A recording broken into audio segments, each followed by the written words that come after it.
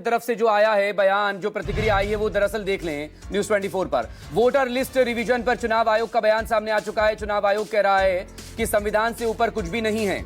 जो कुछ भी हो रहा है वो संवैधानिक प्रक्रिया के हिसाब से हो रहा है। संविधान के मुताबिक प्रक्रिया का पालन किया जा रहा है। सभी पार्टियां नागरिक संविधान का पालन करें। अपने विधानसभा क्षेत्र में नागरिक की मौजूदगी जरूरी है। ये तमाम बातें उनकी तरफ से यहां पर कही गई हैं। तो पहला तो मैं इस पर प्रतिक्रिया ऋषिकेश, मेरे सहयोगी जो कि यहीं पर स्टूडियो में मौजूद है, उनसे लूंगा। बाकी और गेस्ट के पास फिर जाएंगे। ऋषिकेश, चुनाव आयोग कह रहा है कि ये सब कुछ प्रक्रिया का हिस्सा है। 22 साल बाद ये प्रक्रिया हो रही है, स्पेशल इंटेंसिव रिवीजन। इतनी बड़ी एक्सरसाइज क्या मुमकिन है 25 दिन या 1 महीने में ये हो जाए? सामने विधानसभा का चुनाव है।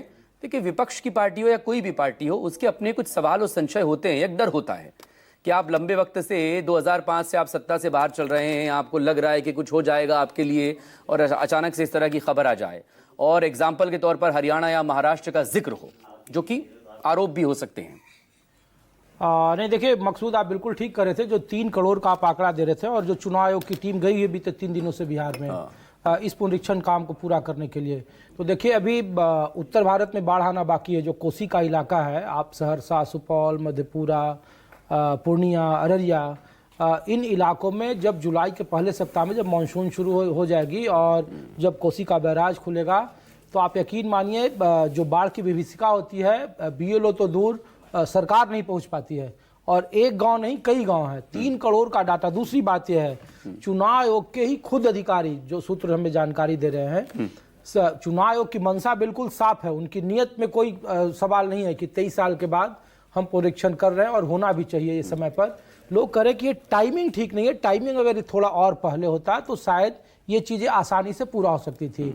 जिन इलाकों में कहा जा रहा है कि नाम, फोटो, पहचान पत्र, आधार कार्ड, कुछ जगहों पर उनके पासपोर्ट, कुछ जगहों पे कितने सालों से रह रहे हैं, इसका डाटा, तो ये वो इलाके, आप देखिए कि सीमांचल में 24 सीटें हैं मकसूद, और उन इलाकों में सबसे ज्यादा घुसपैठिए या फिर बांग्लादेशी का राजनीतिक मुद्दा उठता रहा है। और ऐसे कई सारे, जब हम लोग गए थे बीते कुछ दिनों पहले ग्राउंड रिपोर्ट करने, तो उसमें कई सारे ऐसे लोग हैं, खुद उसमें कहीं भारतीय जनता पार्टी के लोग थे, कहीं जनता दल यूनाइटेड के लोग थे। जैसे अररिया के सर्किट हाउस से महज 2 किलोमीटर दूर एक छोटा सा गांव है, कस्बा है महापिछड़ों का।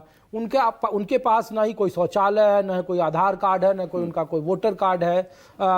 तो अगर उनको सत्यापित करना होगा तो वो करें कि अच्छा, जब वो ब्लॉक में स्थानीय लेवल पर जा रहे हैं तो उनके पास कोई डॉक्यूमेंट नहीं है, तो वो सत्यापित कैसे कराएंगे? दूसरी बात, 3 करोड़ में आप अलीगढ़ में कुछ बीजेपी के नेता भी हाल के दिनों में गए हुए थे वहां पे, तो ईंट भट्ठे, जो चिमनी का भट्ठा, वहां पे बहुत ज्यादा मजदूर काम करते हैं। और उन मजदूरों में एक परिवार से कोई एक सदस्य नहीं होता है। उनके पास एक परिवार में 5 सदस्य होता है। वो महीने के 6-7 महीने यहाँ काम करते हैं, 3-4 महीने अपने गाँव में काम करते हैं। तो जब चुनाव के वक्त में वो वहां रहेंगे, और उस वक्त जब वो यहाँ हैं और उनका वोटर लिस्ट में नाम है बीते 20 सालों से, 15 सालों से, तो इस बार अगर वो घर पर नहीं रहेंगे तो उनका स्वाभाविक नाम कट जाएगा। तो फिर एक वोटर को लोकतांत्रिक तौर पर उन्हें वोट देने के अधिकार से कैसे वंचित किया जा सकता है?